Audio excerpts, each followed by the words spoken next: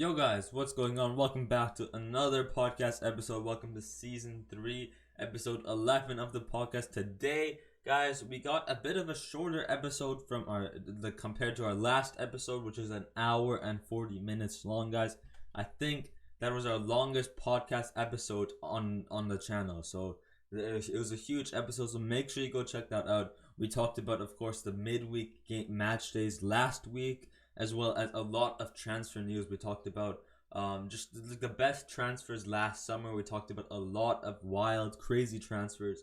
I listed my top 5 transfers of the window, and maybe there could be a few changes. Of course, I did the top 5 of maybe like the top 5 top 5 transfers in the top 5 leagues. Maybe you could consider, I guess, like a player like Xavi Simons should be on there, who's had a brilliant season. I think he has Player of the Month in the Eredivisie for PSV, as well as he has 6. I think he's the fastest player to reach 6 goals in the Eredivisie league, which is the Netherlands league so far. So we didn't talk about players like that on my top 5 summer transfers, but overall, last video was mainly about transfers. We talked about the match week, the midweek match days as well, but mainly it was about the transfers, guys. Today, guys, we have weekend games from this past weekend, past 3 days. We have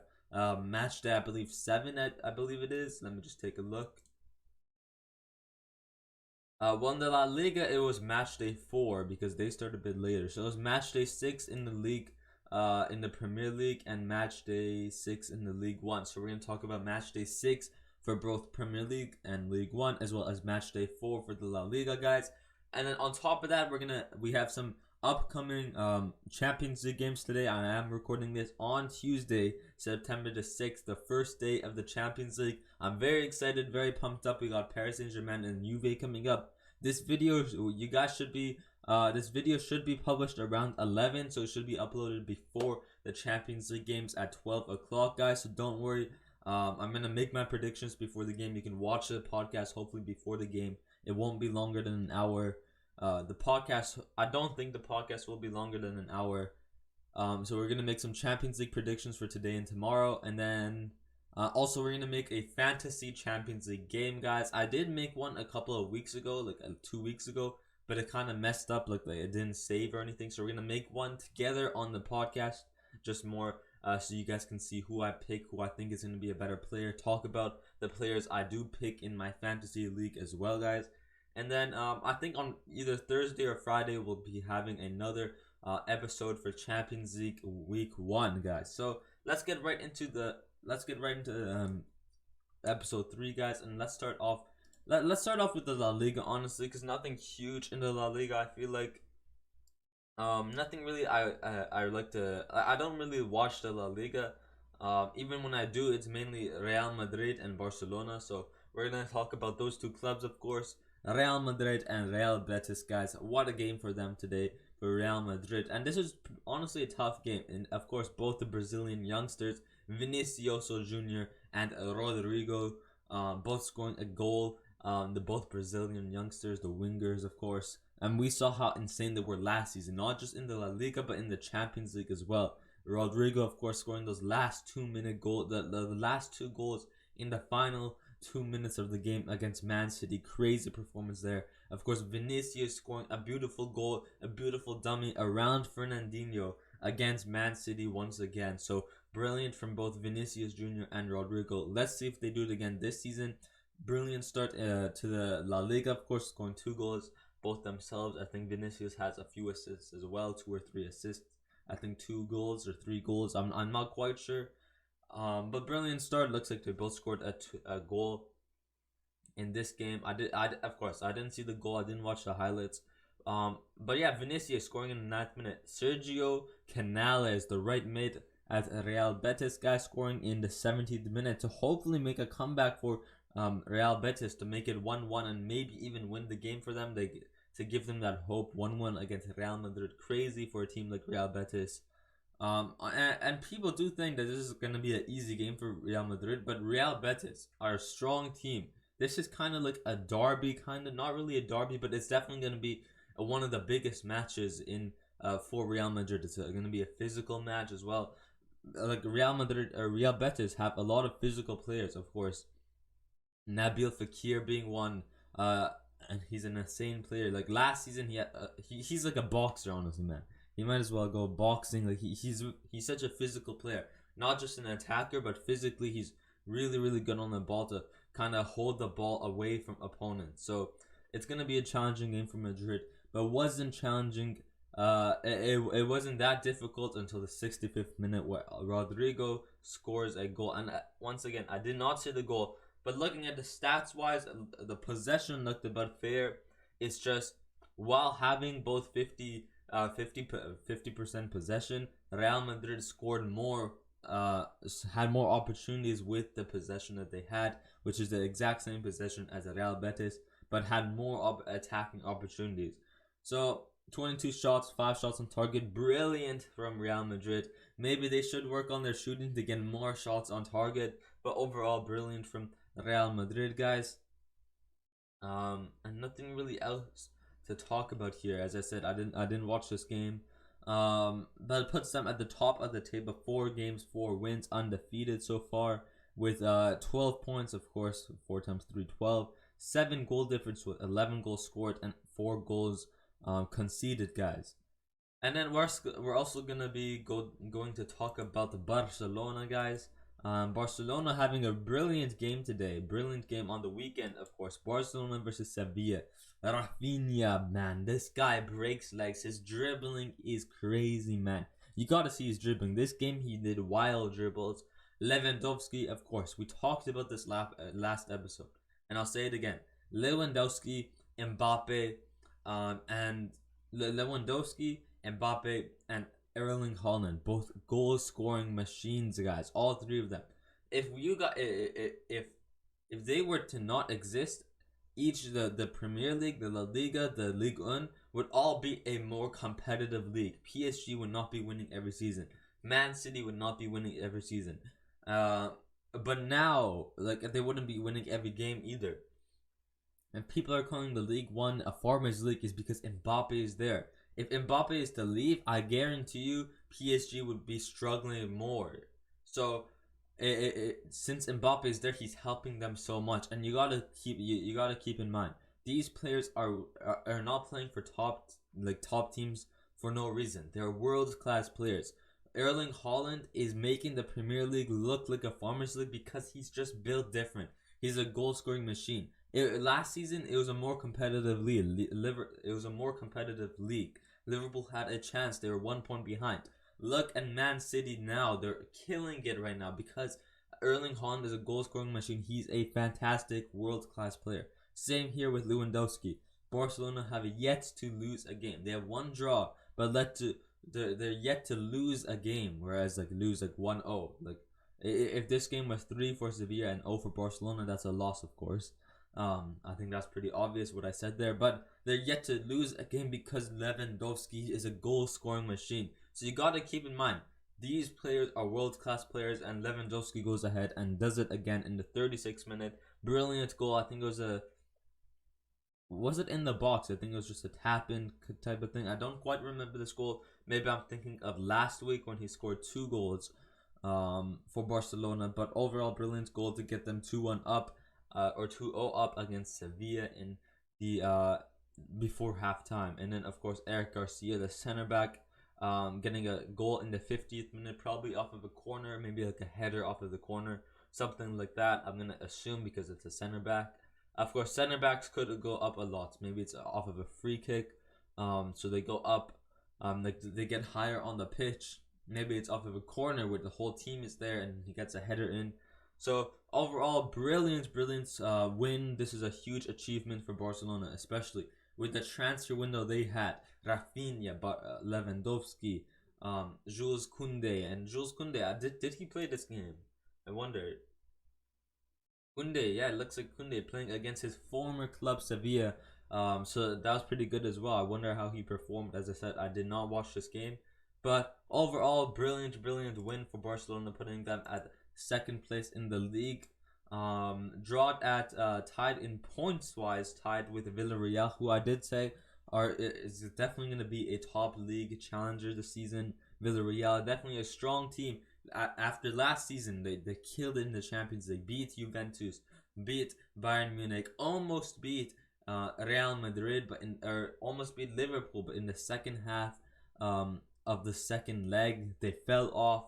But overall, it was still a brilliant run by Villarreal to get even to the semifinals. And the way that the opponents they had to go through, Juventus, Bayern, almost coming back against Liverpool, is just a crazy, it's just crazy to think about. So as I said, strong team. They're gonna come at it again in the Champions League this season. So let's see how they do. Will they make it to the semifinals? Yet alone, maybe the finals this season after the performance they had last season. I think their fans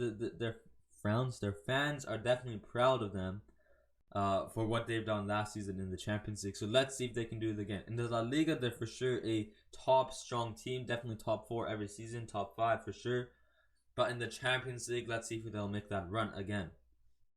But going back to Barcelona and Villarreal tied at 10 points, both at 3 wins, 1 draw. But the only thing that makes a difference here is Villarreal have yet to concede a single goal. Barcelona have conceded 1 goal, but even with that 1 goal loss, they've scored 11, which keeps the goal difference at 10, whereas Villarreal is still at 9. So brilliant from Barcelona and Madrid. Looking like a season where Barcelona are actually showing up, because when was the last time Barcelona won the league? Actually 2018, I think it was. 2018 Barcelona won the league by quite a large margin, like a 13-point difference there. Quite a large like a gap, quite a large difference of points. So let's see. A lot of people are laughing at Barcelona, saying, "Oh, they're not gonna get close to winning the league." But I mean, so far from the performance they're having compared to last season, it looks like they're standing a high percentage chance.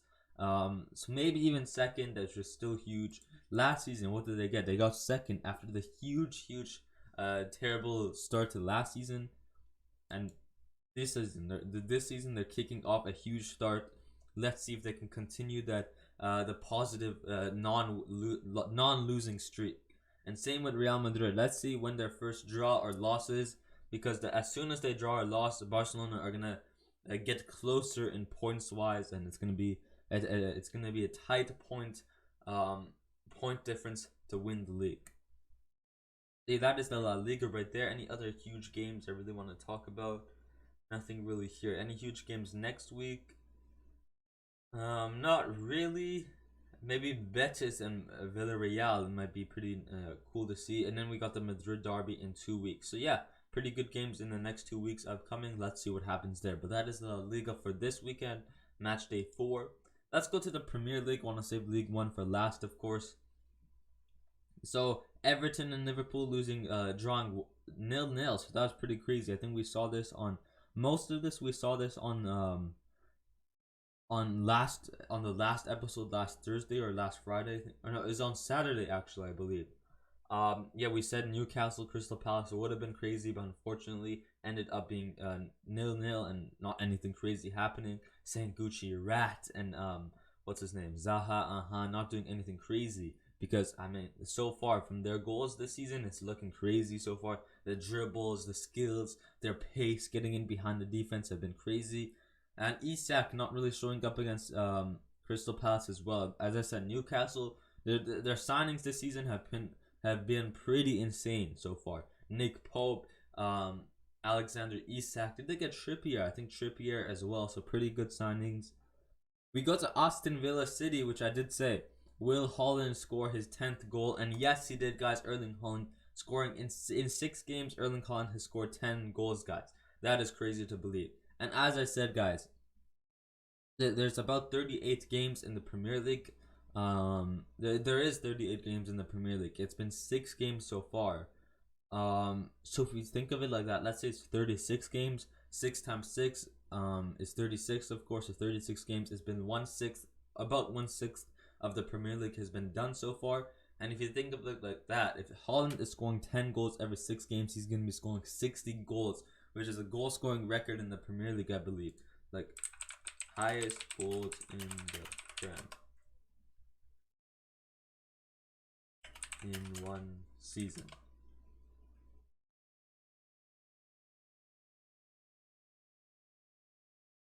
106 in one season. Holy.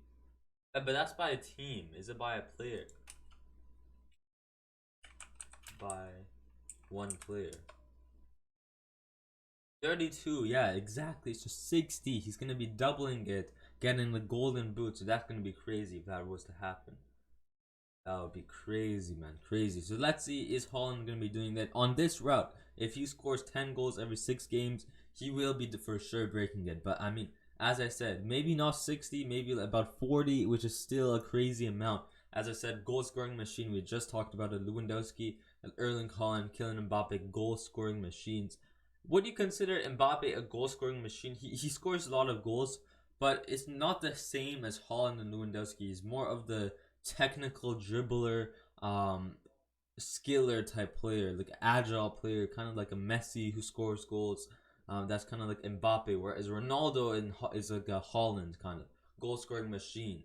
They have like Holland still dribbles, Ronaldo still dribbles. Don't get me wrong, but they're known for scoring goals. They're banging goals in the net. They're known as goal scoring machines. Whereas Messi and Mbappe are more, they score goals as well, but they're more like a dribbler, someone who assists the goals. I don't know about Mbappe assisting, because man, he needs to pass more. But overall, they're more of a dribbler type player who creates chances for their team.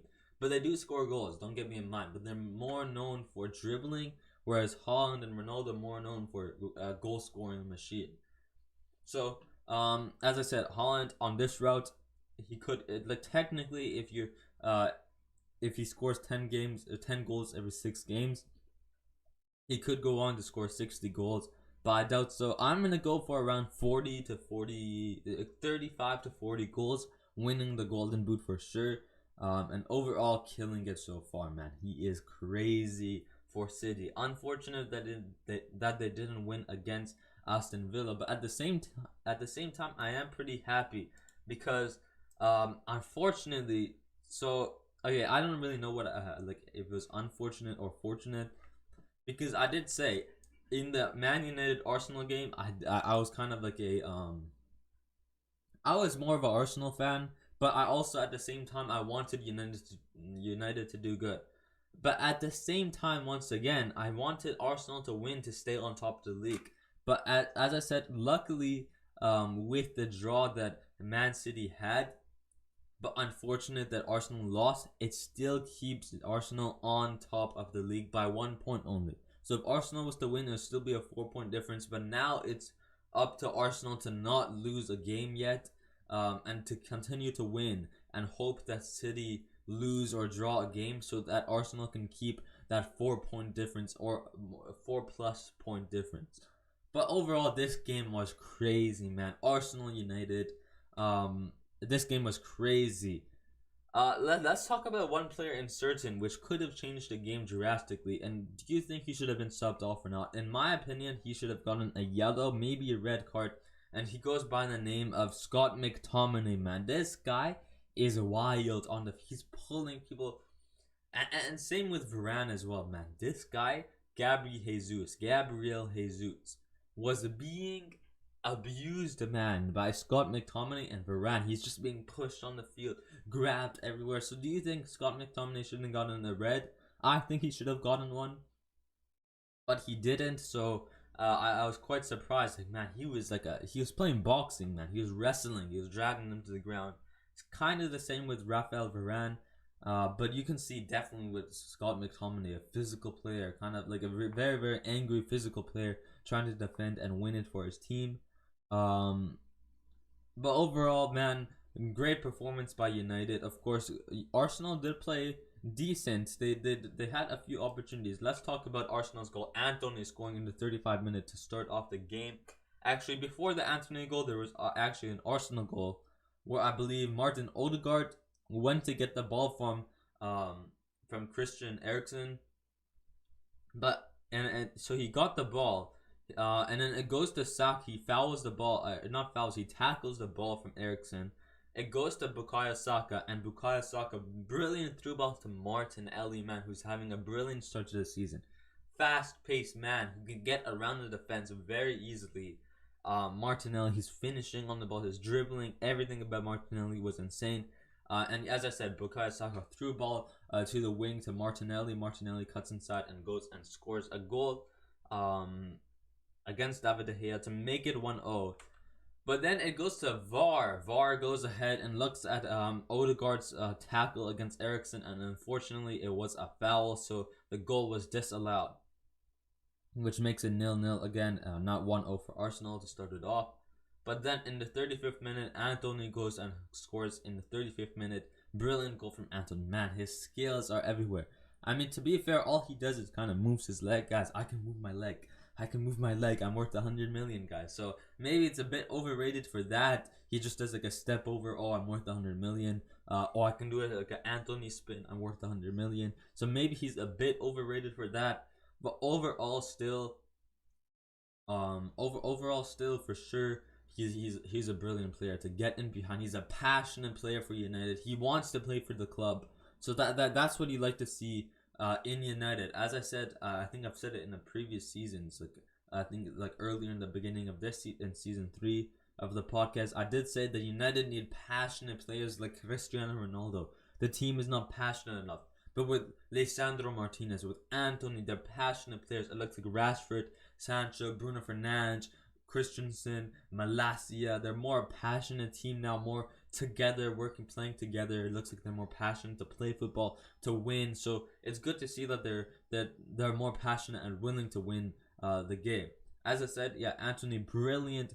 Bruno Fernandes passes it to Marcus Rashford, and then Marcus Rashford through ball, or not really a through ball, just gets it in behind the Arsenal defense, and then passes it to Anthony on the wing, waiting for the ball, and shoots it like a finesse shot with his famous left foot, of course, far post right behind Aaron Ramsdale. So yeah, what a goal from Anthony, what a play from Rashford to score Anthony's first goal, and you can see he's happy, he's like kissing the bat, he's like going like this and everything, he's all crazy. So passionate player Anthony is. What a goal for Anthony. It goes on into the second half where Bukayo Saka scores in the 60th minute. I didn't quite remember this goal. I think it was a bit of a rebound goal and stuff. Like in the box, they were like playing a lot in the box, and then it got rebounded. Bukayo Saka there to score the goal, making it 1-1. And Arsenal fans thinking, oh, let's go, we're gonna win and stuff. But no, man, Marcus Rashford, he is back, guys. In the past 2 seasons, he kind of fell off, of course. Everyone calling him Marcus Rashford and stuff. But man, this guy is back. We saw what he did before he fell off, and now he's climbing back up to the top. Marcus Rashford scoring 2 goals for United against Arsenal, and 2 brilliant goals as well. Getting in, making a run in behind the defense.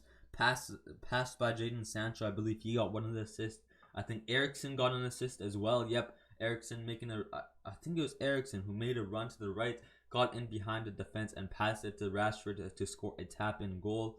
So brilliant from Eriksen to make that assist. Rashford scoring 2 goals as well. Brilliant. He is back, guys. Honestly, Jadon Sancho, this attack right here, this trio here, Sancho, Rashford, Bruno Fernandes, is honestly back together. They're better. They're stronger from last season. This starting trio right here is really, really good for United. It's working out so far. As I said, maybe starting Ronaldo and Maguire on the bench is the best idea. Talking about Maguire, Maguire is literally like he makes you scared, man. 10 minutes left in the game. Lisandro Martinez gets injured, or subbed off. I think he got a bit of a cramp or he got injured a bit. So Harry Maguire gets subbed on. 2 minutes or about 1.5 minutes into being subbed on, he gets fouled and almost gets a penalty for gives a penalty for Arsenal, but he gets a foul outside the box for a free kick. Man, like 1.5 minutes in, he gets a yellow card and almost gets a penalty for Arsenal. They do get a free kick, but almost gets a penalty with a yellow card, man. What is Maguire doing, man? Oh my, they could. I was about to say, oh, Arsenal about to come back in the last 10 minutes now that Maguire is on. Like, man, that's how scary it is to have Maguire. Even being subbed on, it's still scary. Yet alone play a full 90-minute game. So crazy there. As I said, crazy game for Arsenal, but unfortunately, Arsenal have not yet beaten United in home. Yeah, man, Arsenal sometime soon. Hopefully next season they can beat. Hopefully next season Arsenal can beat United at home, because they haven't beat United at home. They never beat United at home. I swear, at Old Trafford. Arsenal never beat United at the Old Trafford. Let's see if they do it at the Gunners home. So and let's see if Arsenal win at home for the Gunners. If not, United going on to win and maybe even win the league. What are United in the league right now? Fifth in the league. They're doing better than Liverpool, but I mean they're not like Leicester, man. Leicester fell off. They won in 2015-16 and now they fell off. I did say that Nottingham Forest would be decent as well, but it looks like they kind of fell off as well. And West Ham, man, what happened to West Ham? Aren't they supposed to be doing good? They have a pretty decent team. They looks like they're also 7th, and now they're being in relegation zone. Only 1 win, 4 losses, so not really good for West Ham either. But yeah, looking good for United. Hopefully Liverpool can get back on their feet. Liverpool, man, are kind of falling off, to be honest here.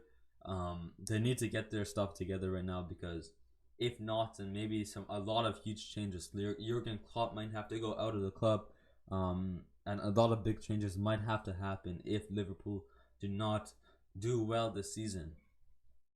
So yeah, guys, that's the Premier League there for you. As I said, Man City do draw 1-1, but luckily, even though Arsenal still lost, they're still on top of the league because of City's draw, keeping them at a 1-point difference. Spurs at 14 points as well, but because of Erling Haaland scoring 10 goals, half of Man City's goals are by Erling Haaland. So that's just crazy to think about. Only conceded 6 goals. So because of the goal difference, Man City are still on top of Spurs. So crazy league here. Crazy that Arsenal are on top. So it's just great to see Arsenal doing really good. Oh, damn, I didn't even know Arsenal. Oh yeah, Arsenal had a loss recently. Yeah, against United, of course. That's a loss. So yeah, that is a Premier League right there, guys. Let's talk about the League One, of course. Paris Saint-Germain versus Nantes. What a game here. Kylian Mbappe scoring in the 18th minute. Goal assisted by Lionel Messi himself, guys. What a goal here. Gets the ball. He's kind of on the top left of the box. And bangs a banging shot. Far right top bins. Just behind the goalkeeper, Lafont. I believe it was Lafont in that. Yeah, Aurelien Lafont that's Aurelien Tchouameni. I forgot. I don't know his first name. It starts with A. Aurelie something Lafont, or Alexander. I really don't know. But Lafont, the French goalkeeper, wanting to get that call up for France this World Cup, but I don't know if he will. Actually, maybe he will, but it's definitely gonna be Lloris. Maybe Magnan, or what is his name? Mike Magnan, who's had a brilliant season for AC Milan last season, going on loan, I believe, and now being signed for 100% signed. Mike Magnan. How do you say it? Do you say the G is a my nan, bro? That's like your nan. It's your nan, guys. So yeah, Mike. Brilliant season. So he's probably gonna be called up for France, and Lafont wanting to get that call up for France as well. He might get the call up for France. So yeah, or Lafont being scored 3 goals on 2 by Kylian Mbappe, both of Mbappe's goals assisted by Lionel Messi. Now, unfortunately, so I did watch the first half of the game. We did play brilliant. Vitinha getting a bad injury, unfortunately, but looks like he's back for the Champions League, which we'll talk about. And then Mbappe scoring in the 18th minute, scoring another goal in the 54th minute, which I did not see. But Lionel Messi, I did see that Lionel Messi did give an assist, and Nuno Mendes scoring in the 68th minute as well. So brilliant by Nuno Mendes. As I said, Nuno Mendes, a brilliant left mid, left winger, left wing back, left back. Brilliant for us. Only 18 or 19 years old, I believe. The Portuguese defender, winger, has been brilliant for us on loan from Sporting, and now we've completely assigned him. Brilliant from Nuno Mendes, and good to see that he scored a goal as well. So yeah, that is the League One there. Of course, I think, are we on the top of the league? Hopefully, I think we're tied at the top of the league with Marseille, Look at that goal difference. Holy, look at the goal difference. 24 goals with 4 goals conceded. 13 goals with 3 goals conceded. So holy. Holy man, that's crazy to think about. 20 goal difference. Holy man. Of course we are we are PSG. We have the oil money to have the best team in this league. Go ahead, call us a farmers league. Call the Premier League. Erling Haaland makes the Premier League look like a farmers league now. So as I said, PSG, you gotta keep in mind, Mbappe is a brilliant player. Messi's a brilliant player. If you were to take them out of the League One, this would be a different table right here. PSG would be lower for sure. So because of these world class players that we're lucky to see them play, is like that's why they're on top of the league. So yeah, League One, PSG, ECC Paris. Of course, you guys can see the PSG banner back here. You guys can see I'm wearing the PSG jersey as well. So that is the League One, guys. The Champions League starts this week. We got game week 1 today actually, and tomorrow as well. So not really news I'm gonna talk about, just really predictions I guess for today's video. Dinamo Zagreb and Chelsea today 9:45 a.m. Some of them are about to start. Okay, so maybe I'll watch some of these right now. It's literally 9:45 a.m. right now. I said I'll have this up by 11 or even 10:30. So I'll definitely go ahead and watch this while I upload this podcast. So Dinamo Zagreb and Chelsea, I'm gonna go for 3-0 or 4-0 for Chelsea. This should be an easy game for Chelsea. Dortmund and Copenhagen, as I said, Dortmund have fell off, so it could be a challenging one for them. I'm gonna go 2-1. I do think that Copenhagen could score a goal after losing their defender Akanji to Man City. I feel like, or not after losing, I guess after selling their defender Akanji to Man City, the Swiss player, the Swiss center back. I do feel like they kind of fell off, not the strongest team. As I said, they do have Adeyemi now. They do have Haller. So that striker, I think he's from Haller. They do have Haller, Adeyemi, the German youngster. So not quite. I don't know a lot about Dortmund, of course. But I do feel like recently in the past few years, especially not having Erling Haaland, now they're definitely gonna fall off, and probably it might be a challenging game. I'm gonna go 2-1 for this game here. Benfica and Maccabi Haifa, whatever that team is. I'm gonna go for sure Benfica winning here. 3-0 for Benfica. Sevilla and Man City. A lot of people do think this is gonna be a hard game or it could be a big game for City and for sure for Sevilla. But I think City are gonna go ahead and smoke. Yes, they're gonna go ahead and smoke Sevilla for sure. I'm gonna go 5-2 here. 5-2. I feel like Sevilla could score a goal. 5-2 or 4-1. Actually, I don't know. I do feel like City will be scoring a lot of goals. 5-2. Let's go 5-2 here. Gonna be a crazy game. RB Salzburg and AC Milan. Of course, this could be a big game as well. I'm gonna go for sure Milan winning 3-1 against Salzburg. Celtic and Real Madrid should be an easy one for Real Madrid. But I'll be going. Let's go 3-0 for Real Madrid. RB Salzburg and Shakhtar Donetsk. RB Salzburg for sure going to be going on to win 4-0. PSG Juventus, of course, this is the game we're going to be talking about. A lot of players not starting for Paris or for Juventus, I believe. I don't think Di Maria will be playing. Actually, let's just take a look here. Instagram. There's like a Paris.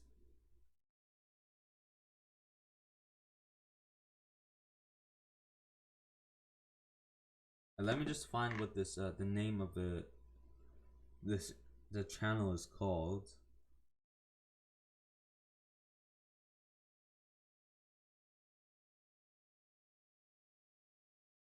Paris No Limit. I believe it's Paris No Limit.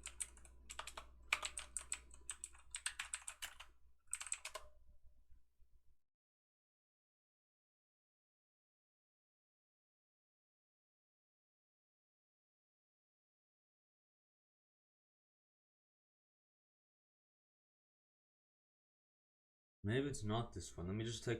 Let me just check. The other one.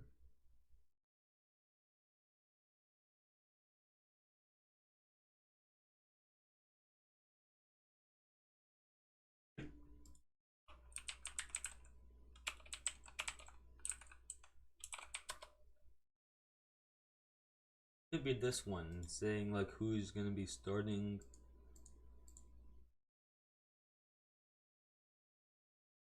Oh, one more, one more. Okay, it doesn't really say here. Could it be here? Is there a translation here? So there was some stuff here talking about like Mbappe had an interview with for the Champions League, but for the most part, looking like this will be the starting line. Are the starting lineups up even? Let's check Fault Mob. I mean Chelsea just started like for Madrid and PSG or PSG Juventus. Are these going to be the starting lineups? I wonder, or is this just the predicted starting lineup? Redes, Vlahovic team, because I know that the Di Maria is not going to be playing. I believe he's not going to be playing against Juventus. I believe he's off, and I think Pogba's off, also off. Um, who else is off? I'm not quite sure. I thought Paredes was also off, but not exactly sure what the. I don't know. Are these official? Do I should I react to them? Should I say, oh, these are going to be the official lineups for the like? Should I say like my thoughts on them? I'm not quite sure because I think they're usually posted 1 hour, 1.5 hours before the match, and the match is at 12, so it wouldn't be posted at 11. So I don't think those are official. But PSG Juventus, I do know for sure that Di Maria and Pogba are not going to be playing this game. Um, my predictions here. PSG, oh, this could be a tough game for. It really depends who plays. Like, who's going to be their backline? Bremer, Alexandra, Perrin. I don't think Szczesny is going to be starting for Juventus. In the midfield, they probably got McKennie and Perez or Locatelli. The only problem I have with Juventus is Vlahovic, man. Vlahovic, recently, his free kicks have been crazy. So I just hope that Vlahovic doesn't go crazy. I don't think Chiesa is also playing for Juventus this game as well. I don't think he's going to be playing. I think he's off the list.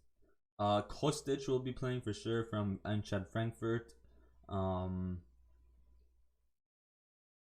but yeah, this could be a tough game. I'm gonna go over here 3-1 for PSG. 3-1 for PSG. We are gonna win, but I just don't know. It might be a tough game. I'm still trying to question. Are those the official tables? I'm not quite sure. So sorry about that.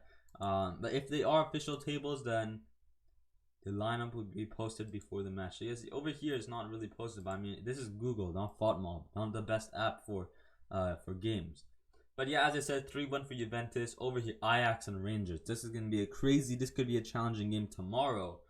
I'm gonna go 2-1 Ajax. This is definitely gonna be a 2-1 or 2-2. This is gonna be a tough game for Ajax and a brilliant game for Rangers. Both teams strong in both of their leagues. They're very very top teams in both leagues, so it will be a challenging game.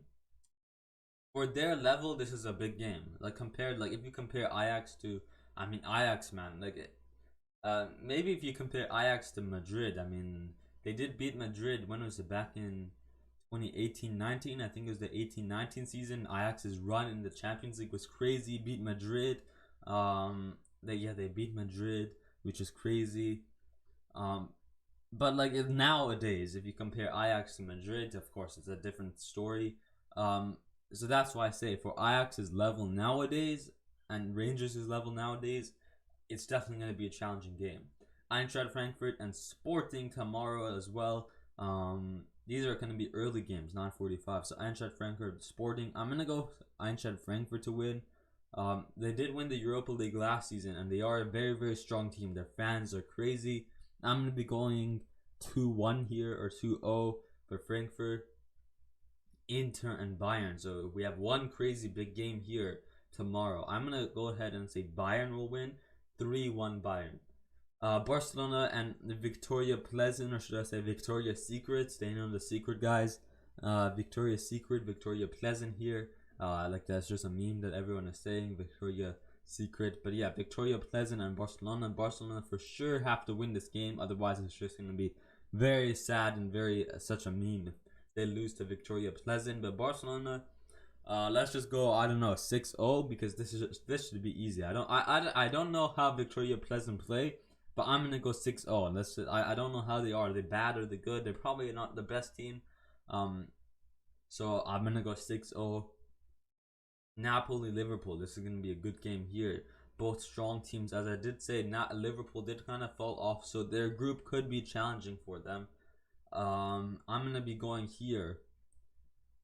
Maybe 2-2. Maybe 2-2. I'm gonna go 2-2. For Liverpool because they have fell off recently. They have fell off. So I'm gonna go 2-2. As I said, I don't really know Napoli either. They did lose their attack, Dries Mertens. And they did lose Koulibaly as well. So maybe that might kind of like make them lose, but overall, like I think they're still a pretty good team. So 2-2 here. Atletico de Madrid and Porto. I really hope Porto wins. I'm gonna be a bit biased here, say Porto win 3-2. Spurs and Marseille is quite a weird one to see. I'm gonna be going here. Spurs will probably win, but Marseille, a really physical team who always shows up, especially in the League One against PSG. They always show up. So maybe they'll show up against Spurs as well. But I think for now we're gonna go 3-1 for Spurs. Club Brugge, Leverkusen, probably Leverkusen to win 2-0. So yeah, those are my predictions there. We didn't really talk about each match. Like we didn't say, oh, these teams are good.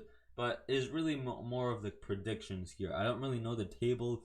Like I just made predictions on how they're doing so far in their league and from previous seasons as well. So that is that. Let's get into the final segment of the video, guys, which is going to be making our fantasy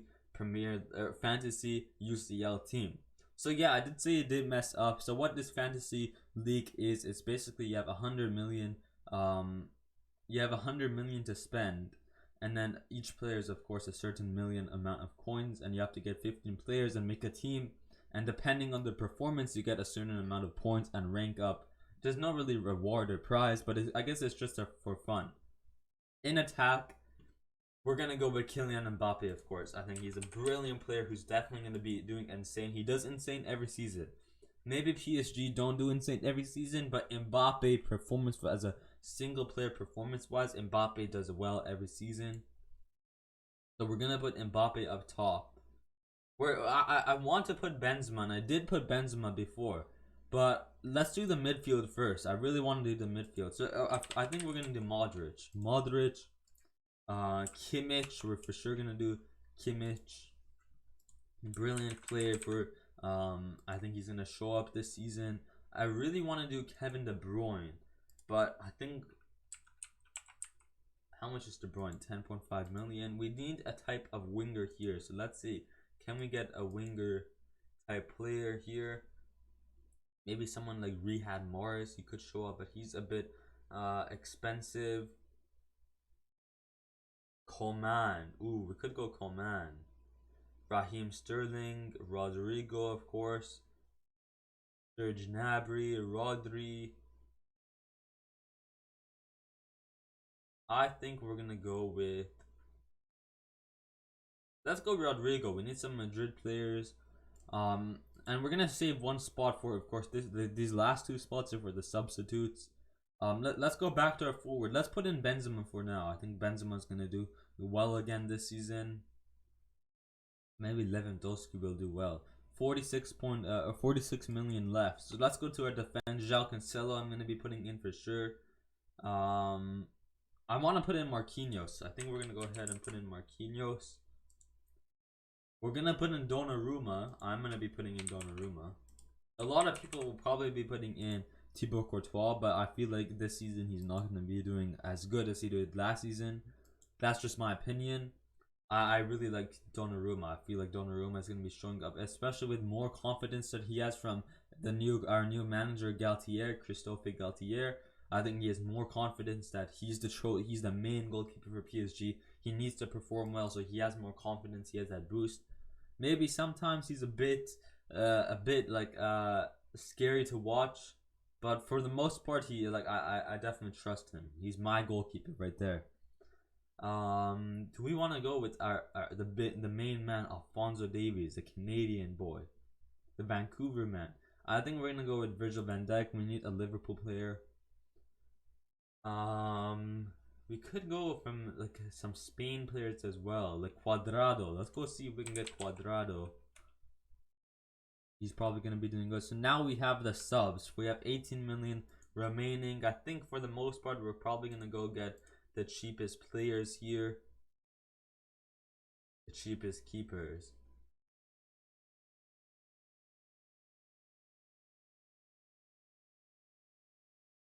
Who's the cheapest keeper here? Maybe we could get someone like Inaki Pena. Nah, no ways he starts for Barcelona. I want to do kind of like a cheap keeper here. Edward Mendy. We could do Edward Mendy. He's benched. Does that mean he's benched? I think we're gonna go ahead and do Ederson. So we cannot do any more City players because we have 1, 2, 3. In the defense, we're gonna go ahead and do. Let's just go ahead and do. Oh, Benfica. Yeah, we need Grimaldo. No Barcelona players though, so maybe Koundé. Let's get Koundé. Yeah, we're gonna get Koundé for sure. Any midfield? We have Barcelona. Okay, let's take a look at Barcelona. Sergio Busquets, Gavi, Frank Kessie, Ansu Fati, Pedri. Ousmane Dembele. But then, we don't have enough. We only have 7 million. So we're gonna have to sell some players. Let's do Pedri then in the midfield. And then, yeah, we're gonna have to make some changes here. And that's why I said Kevin De Bruyne might have to come off. How much is Mahrez? Go here. Mahrez, 10 million. And Bernardo Silva, 8.5. So we'll probably put in Bernardo Silva. 2 million left. Yeah, as I said, we probably need to get a less, like a kind of like a worst goalkeeper. 4 million. Let's just like what's a team that might do good at least? We might as well do like a decent team to get a bit of points. Frankfurt. Maybe we could do Frankfurt. Who's Frankfurt's keeper? Oh, Trap. Yeah, maybe we'll do Trap, but then only leaves us with 3 million here. Price.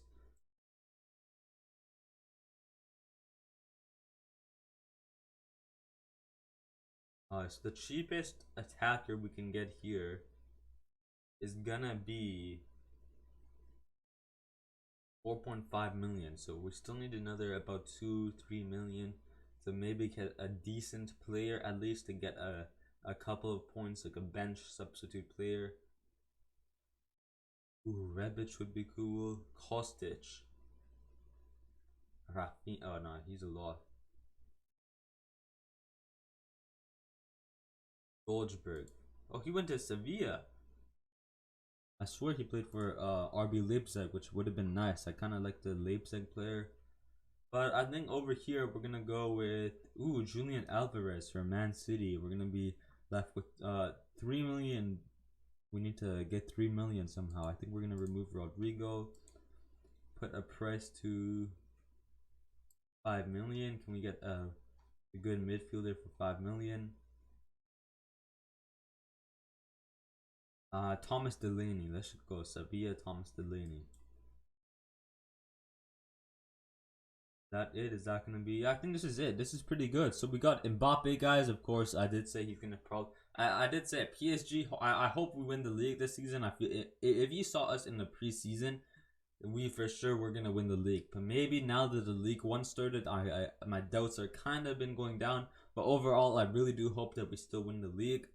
As I said, PSG as a team, maybe we won't make it. We might make it to the semifinals, but as an individual player, Kylian Mbappe is gonna show up every single year in the Champions League, so he's for sure gonna be getting some points. I'm still kind of doubt I still kind of had doubt on Karim Benzema. The only reason I'm really putting him is because I feel like a lot of people are going to be putting him because he's kind of overrated from last season, of course. They take the goal score. So I think I'm going to be going ahead and doing Lewandowski, or we could do Erling Haaland, man. We have too many City players. Oh, what if we get rid of Alvarez and do Erling Haaland? I think that's such a better idea. And we got 6 million left.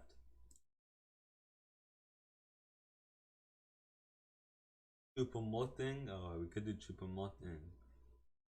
See, now we can't do anyone really huge, so I think we're gonna. Oh, but Erling Haaland, man. Do we try to find our way and get Lewandowski, the goal scoring machines? I did say goal scoring machine, so we need a goal scoring machine. Lewandowski, 5 million. We need to somehow get 5 million points. Unless we drop Bernardo Silva and Luka Modric. Ooh, this is difficult. This is difficult. Really, really difficult. I think we're just gonna go ahead and do Lewandowski and Julian Alvarez. Yeah, I think this is pretty good. Julian Alvarez. Ooh, we got Benfica here. Oh, okay. He's I guess Draxler is a midfielder. But yeah, I think this is gonna be it. As I said, Mbappe gonna be doing as an individual player. He's gonna be doing good. Barcelona, Barcelona all gonna be doing good. So Pedri, Kunde, Lewandowski should all be getting a lot of points. And individual points as well. I think Lewandowski will be scoring a lot of goals, which he'll be getting points just for doing good as well.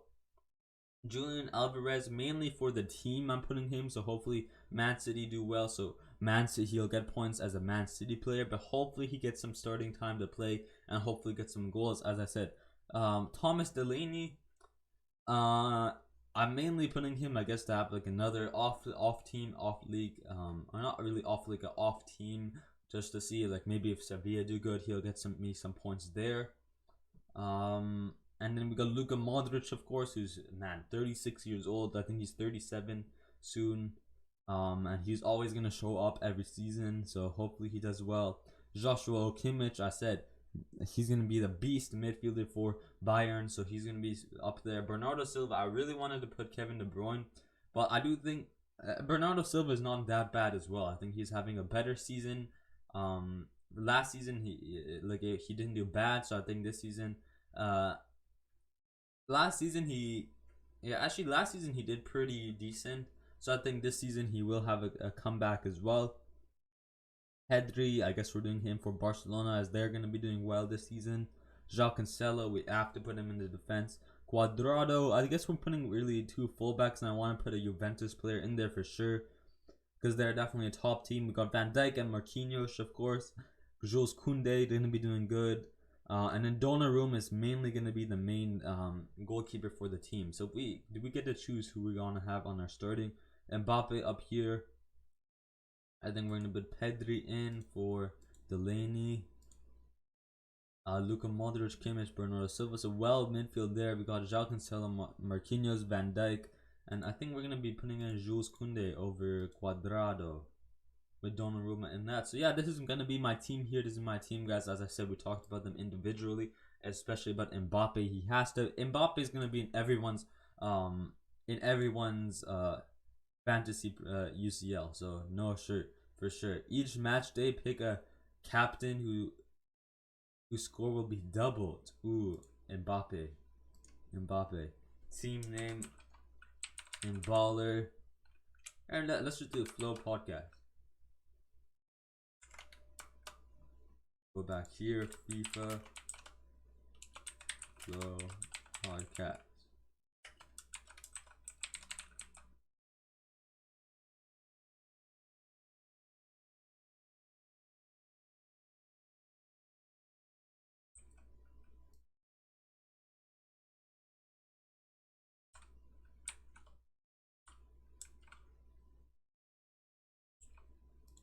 I just spelled podcast like that just to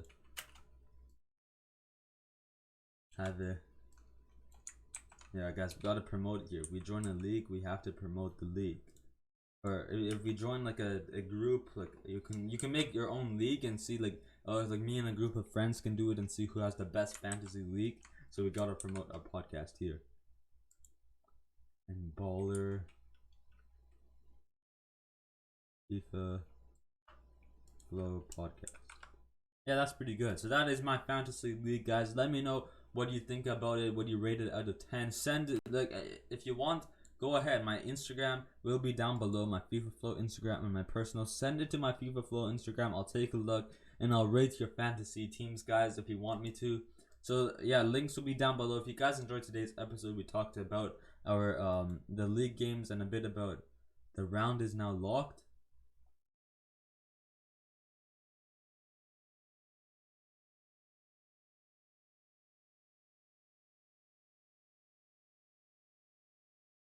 Oh, unlucky. I don't think we can do it. But anyways, guys, yeah, that is my team right there. If you guys enjoyed today's episode, hit that like button, hit that subscribe button, hit that bell. We talked about the weekend games. We talked a bit about the Champions League, made my predictions, talked about our fantasy. So if you guys want me to, if you guys want to send me your fantasy leagues to my FIFA Flow podcast, link will be down below, of course. As well as next episode will probably be on Thursday or Friday, talking about the Champions League games. Let's get it, guys. Champions League starting right now, the best league ever. For now, as I said, stay positive, stay happy, stay flow, and I'll see you later. Peace.